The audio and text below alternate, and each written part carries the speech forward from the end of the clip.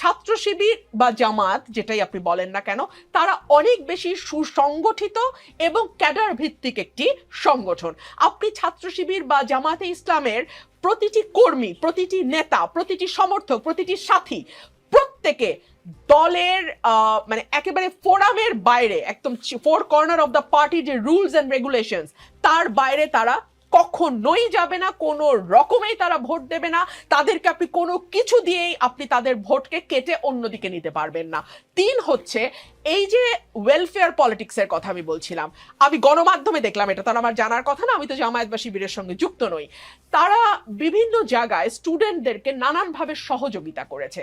For example water purifier, প্রতিটি হলে হলে তারা ওয়াটার পিউরিফায়ার দিয়েছে। তারা স্টুডেন্টদের যারা হয়তো ততটা আর্থিকভাবে সক্ষম নয়, তাদেরকে, তাদের ভালো ভালো কোচিং সেন্টার আছে, সেই কোচিং সেন্টারগুলোতে তারা বিনা পয়সায় কিংবা